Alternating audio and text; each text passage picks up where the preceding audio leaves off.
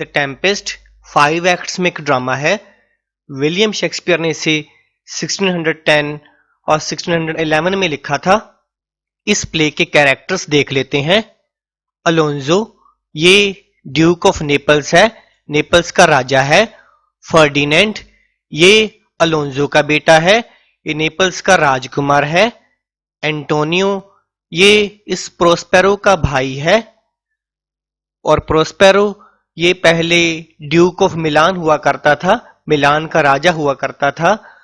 Sebastian, ये Alonzo का भाई है। गुंजालो, ये अलोंजो का काउंसलर है, नेपल्स का काउंसलर है। मिरांडा, ये प्रोस्पेरो की बेटी है। एरियल, ये एक स्पिरिट है, एक घोस्ट है जिसे प्रोस्पेरो गुलाम बनाता है, इसे किसी और जादूगरनी से आजाद करवाकर। कैलिबन, ये साइकोरेक्स का बेटा है और ये प्रोस्पेरो का गुलाम है। साइकोरेक्स एक जादूगरनी होती है जिसकी डेथ हो गई होती है। और बाकी ये सारे माइनर कैरेक्टर्स हैं। इस प्ले की स्टोरी को समझने के लिए ये कैरेक्टर्स पर्याप्त हैं। नेपल्स के राजा अलोंजो ने अपनी बेटी की शादी ट्यूनिस के राजकुमार से कर दी थी। इस समय वे अपने बेटे फर्डिनेंड और दोस्त एंटोनियो के साथ समुद्री जहाज से वापस नेपल्स लौट रहे थे। जहाज में उनके साथ उनके दोस्त सेबास्टियन, गुंजालो, स्टीफेनो और ट्रिंकोलो भी थे। तभी अचानक आसमान से बिजली गिरती है। नाविक अलोंजो को बताते हैं कि बिजली जहाज पर गिरी थी, जिससे जहाज का काफी नुकसान हो गया है। सब लोग डर जाते हैं और उन्हें लगता है कि अब उनका अंत निकट है। उधर दूसरी ओर प्रोस्पेरो और उसकी बेटी मिरांडा अपने आइलैंड पर समुद्र तट पर खड़े थे और उन्होंने अभी अभी अलोंजो के जहाज को डूबते हुए देखा था। मिरांडा अपने पिता से कहती है कि प्लीज उन डूबते हुए लोगों को बचा लो। प्रोस्पेरो अपनी बेटी से कहता है कि घबराओ मत, सब कुछ ठीक हो जाएगा। फिर वह मिरांडा से कहता है कि अब समय आ गया है कि वह अपनी जिंदगी की कहानी को जाने। इसके बाद प्रोस्पेरो कहता है कि उसने ही जहाज पर बिजली गिरवाई है और उसे डुबोया है। फिर वह मिरांडा को अपनी कहानी सुनाने लगता है। एक्चुअल में प्रोस्पेरो इटली के मिलान शहर का ड्यूक था, लेकिन उसके भाई एंटनी ने नेपल्स के राजा अलोंजो से मिलकर उसके राज्य को हथिया लिया था। उन सब ने प्रोस्पेरो को किडनैप कर लिया और उसकी बेटी मिरांडा के साथ समुद्र में मरने के लिए छोड़ दिया। लेकिन गुंजालो ने कुछ भोजन और प्रोस्पेरो की जादू की किताबें उन्हें दे दी थी, जिससे वे दोनों बच गए और इस आइलैंड पर आ पहुंचे और वहीं रहने लगे। अपनी जादुई किताबों को पढ़कर प्रोस्पेरो ने जादू सीख लिया। अब उन्हें वहां रहते रहते 12 ईयर हो गए थे, 12 साल हो चुके थे। प्रोस्पेरो बताता है कि अब उसका वक्त आ चुका है। भाग्य ने उसके दुश्मनों को इस तरफ भेजा है और उसने जादू से, बिजली और तूफान की मदद से उनके जहाज को डुबो दिया था। यह कहानी सुनाकर प्रोस्पेरो जादू से मिरांडा को सुला देता है। फिर वह एरियल नाम की स्पिरिट को बुलाता है। एरियल उसे बताता है कि उसने बिजली गिराकर अलोंजो के जहाज को डुबो दिया है, जैसे कि प्रोस्पेरो ने उसे ऑर्डर दिया था। इसके बाद उसने उन सबको सुरक्षित आइलैंड पर पहुंचा दिया था। लेकिन अब वो सब एक दूसरे से अलग हो गए थे और 3 ग्रुप्स में बंट चुके थे। फिर एरियल कहता है कि अब प्रोस्पेरो अपना प्रॉमिस निभाए और एरियल को आजाद कर दे। इस पर प्रोस्पेरो एरियल से कहता है कि अभी उसे कुछ और काम करने हैं। इससे एरियल गुस्सा होकर कहता है कि प्रोस्पेरो अपने प्रॉमिस से भाग रहा है, लेकिन प्रोस्पेरो उसे डांट कर कहता है कि क्या वह भूल गया है कि उसने उसे किस नर्क से छुटकारा दिलवाया है। एक्चुअल में प्रोस्पेरो के आने से पहले साइकोरेक्स नाम की एक जादूगरनी ने एरियल को एक पेड़ में कैद कर रखा था। एक दिन वह मर गई और एरियल पेड़ में ही कैद होकर रह गया था। प्रोस्पेरो ने आकर अपने जादू से एरियल को आजाद करवा दिया था।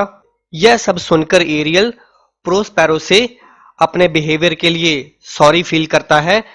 तब प्रोस्पेरो एरियल से कहता है कि वह खुद को गायब कर ले और सिर्फ उसे ही नजर आए। एरियल ऐसा ही करता है। तभी मिरांडा नींद से जाग जाती है। फिर प्रोस्पेरो और मिरांडा अपने नौकर कैलिबन से मिलने जाते हैं। कैलिबन एक्चुअल में उस जादूगरनी साइकोरेक्स का ही बेटा होता है। वह उनसे रूडली बात करता है, लेकिन प्रोस्पेरो कहता है कि उसे उनका एहसान मानना चाहिए क्योंकि उन्होंने ही उसे भोजन दिया, उसे शेल्टर दिया। फिर प्रोस्पेरो उसे जंगल से लकड़ी लाने के लिए भेज देता है। इसी बीच एरियल जादुई म्यूजिक से हिप्नोटाइज करके फर्डिनेंड को मिरांडा के पास ले जाता है। दोनों एक दूसरे को देखते ही प्यार में पड़ जाते हैं। प्रोस्पेरो यह देखकर खुश हो जाता है, लेकिन वह फर्डिनेंड को टेस्ट करना चाहता है। वह उससे कहता है कि वह झूठ बोल रहा है, वह नेपल्स का राजकुमार नहीं है और कोई ढोंगी है, इसलिए उसे कैद कर लिया जाएगा।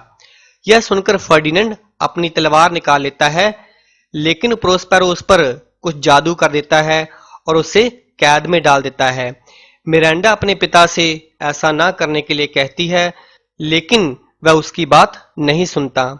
इसके बाद वह एरियल को किसी दूसरे मिशन पर भेज देता है।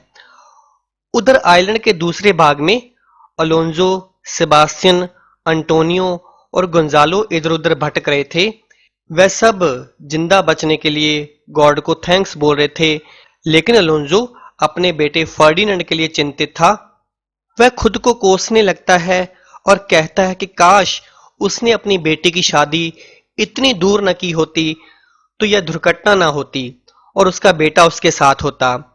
गुंजेलो सबको खुश करने के लिए आइलैंड की ब्यूटी के बारे में बात करने लगता है, लेकिन एंटोनियो उसका मजाक उड़ाकर उसे चुप रहने के लिए कहता है। तभी एरियल गायब होकर वहां आता है। वह जादुई म्यूजिक बजाता है। इससे अलोंजो और गंजेलो को गहरी नींद आ जाती है। एंटोनियो जब उन दोनों को बेहोश देखता है तो सेबास्टियन से कहता है कि अगर वह उन्हें मार दे तो नेपल्स का राजा बन सकता है। सेबास्टियन इसके लिए तैयार हो जाता है। फिर वे दोनों तलवारें निकालकर अलोंजो और गंजेलो की तरफ बढ़ते हैं, लेकिन तभी एरियल उन्हें फिर से होश में ला देता है। जब वे अंटोनियो और सेबास्टियन को तलवारें ताने हुए देखते हैं तो उन पर डाउट करते हैं, लेकिन वे कहते हैं कि उन्होंने उन्हें शेरों से बचाने के लिए तलवारें पकड़ी हुई थी। इसके बाद एरियल वहां से चला जाता है और वे लोग फर्डिनेंड को ढूंढने लगते हैं। दूसरी ओर कैलिबन जंगल में लकड़ी इकट्ठा कर रहा था। तभी वह ट्रिंकुलो को वहां देखता है। उसे लगता है कि प्रोस्पेरो ने किसी स्पिरिट को उसे तंग करने के लिए भेजा है, इसलिए वह पेड़ के पास छिप जाता है। ट्रिंकुलो उसे देख लेता है और उसे परेशान करने लगता है। तभी ट्रिंकुलो का दोस्त स्टीफेनो वहां आता है। उसने बहुत शराब पी रखी थी। वह उन दोनों को देखता है और ट्रिंकुलो को पहचान जाता है। फिर वे तीनों साथ बैठकर शराब पीने लगते हैं और सॉन्ग गुनगुनाने लगते हैं। प्रोस्पेरो ने फर्डिनेंड को लकड़ी चीरने के काम में लगा रखा था। फर्डिनेंड को यह काम करके बहुत अच्छा लग रहा था क्योंकि वह यह सब मिरांडा के लिए कर रहा था। तभी मिरांडा सोचती है कि उसके पिता सो रहे हैं और वह फर्डिनेंड से मिलने चली जाती है। वे दोनों वहां प्यार भरी बातें करते हैं। तभी फर्डिनेंड मिरांडा को शादी के लिए प्रपोज करता है और वह इसके लिए राजी भी हो जाती है। प्रोस्पेरो चुपके से उनकी बातें सुन रहा होता है और वह अपनी बेटी के लिए खुश भी है। स्टीफेनो, ट्रिंकुलो और कैलिबन ने अब तक बहुत शराब पी ली थी जो एरियल ने वहां प्रकट की थी। अब वे सब एक दूसरे के दोस्त बन गए थे। कैलिबन उनसे कहता है कि अगर वे प्रोस्पेरो को मार दे तो उनकी बेटी से शादी कर सकते हैं और स्टीफेनो को आइलैंड का राजा भी बना देंगे। स्टीफेनो इसके लिए राजी हो जाता है। एरियल जाकर उनका ये प्लान प्रोस्पेरो को बता देता है।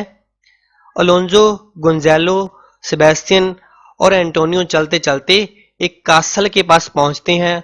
अब तक वे बहुत थक चुके थे और बहुत भूखे भी थे। ऊपर बालकनी में प्रोस्पेरो भी खड़ा था और उन्हें देख रहा था। तभी वह उनके सामने जादू से एक बड़ी सी मेज और बहुत सारा खाना प्रकट कर देता है। वे सब खाने की तैयारी ही करते हैं कि एरियल वहां आ जाता है।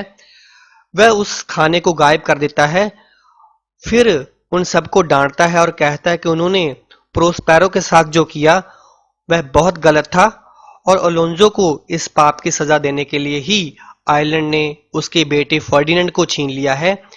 यह कहकर एरियल गायब हो जाता है। यह सब सुनकर अलोंजो अपने किए पर बहुत पछतावा करता है। इसके बाद प्रोस्पेरो फर्डिनेंड को बुलाता है और कहता है कि वह मिरांडा की शादी उससे करना चाहता है, लेकिन उसे हमेशा मिरांडा का ख्याल रखना होगा। फर्डिनेंड उन्हें इसका यकीन दिलाता है। मिरांडा और फर्डिनेंड अपनी शादी की खबर से बहुत खुश हो जाते हैं। इसके बाद प्रोस्पेरो कुछ स्पिरिट्स और परियों को बुलाता है और धूमधाम से मिरांडा और फर्डिनेंड की शादी करवा देता है। तभी एरियल प्रोस्पेरो से कहता है कि शराब पिए हुए तीनों बेवकूफ ट्रिंकुलो, स्टीफेनो और कैलिबन उसे मारने उसके कमरे की तरफ जा रहे हैं। प्रोस्पेरो और एरियल उन तीनों के पास जाते हैं और छुपकर खड़े हो जाते हैं। तभी एरियल जादू से कीचड़ का एक गड्ढा बनाता है और उसे घास से ढक देता है। इससे तीनों बेवकूफ उस गड्ढे में गिर जाते हैं और कीचड़ से लथपथ हो जाते हैं। इसके बाद वे तीनों प्रोस्पेरो के कमरे में चले जाते हैं। प्रोस्पेरो वहां बहुत ही ब्यूटीफुल कपड़े रख देता है। वे तीनों कपड़ों को देखकर खुश हो जाते हैं और उन्हें चुराने की कोशिश करते हैं, लेकिन तभी प्रोस्पेरो जादू से वहां भयानक कुत्ते प्रकट कर देता है। कुत्ते गुर्राते हुए उन तीनों पर झपट पड़ते हैं और वे सिर पर पांव रखकर वहां से भाग खड़े होते हैं। फिर प्रोस्पेरो एरियल से कहता है कि अलोंजो, एंटोनियो और सेबास्टियन को उसके सामने ले आए। जब एरियल उन्हें लाता है तो प्रोस्पेरो उन्हें उसके साथ किए धोखे के बारे में पूछता है। वे तीनों बहुत शर्मिंदा होकर पश्चाताप करते हैं और प्रोस्पेरो से सॉरी फील करते हैं। आखिर प्रोस्पेरो उन्हें माफ कर देता है। अलोंजो कहता है कि उसने अपने बेटे फर्डिनेंड को खो दिया है। इस पर प्रोस्पेरो कहता है कि उसने भी अपनी बेटी मिरांडा को खो दिया है। वे सब हैरानी से प्रोस्पेरो की बात का मतलब समझने की कोशिश करते हैं। तभी प्रोस्पेरो सामने के कमरे का पर्दा हटाता है। सब देखते हैं कि फर्डिनेंड और मिरांडा कमरे में बैठकर चेस खेल रहे थे। फर्डिनेंड को जिंदा देखकर तीनों हैरान भी होते हैं और खुश भी। फर्डिनेंड आकर अपने पिता से मिलता है और उन्हें मिरांडा से अपनी शादी के बारे में बताता है। मिरांडा भी उन सब से मिलती है। तभी एरियल वहां कैलिबन, ट्रिंकुलो और स्टीफानो को लेकर आता है। उन्होंने चोरी के कपड़े पहन रखे थे और कार्टून जैसे लग रहे थे। वे तीनों प्रोस्पेरो से माफी मांगते हैं। प्रोस्पेरो उन्हें उसके कपड़े वापस करने और उसका कमरा साफ करने के लिए कहता है। इसके बाद प्रोस्पेरो उन सबको रात वहीं बिताने के लिए इनवाइट करता है। अगले दिन सबने प्रोस्पेरो को फिर से मिलान का ड्यूक घोषित कर दिया। फिर सब लोग वापस इटली लौटने की तैयारी करने लगे। इसके बाद प्रोस्पेरो ने एरियल को आजाद कर दिया, लेकिन उसे एक आखिरी काम करने के लिए कह दिया। उसने कहा कि उनकी यात्रा के दौरान वह समुद्र को शांत रखे। एरियल खुश होकर यह काम करने के लिए तैयार हो जाता है और इसके साथ ये प्ले यहाँ खत्म हो जाता है।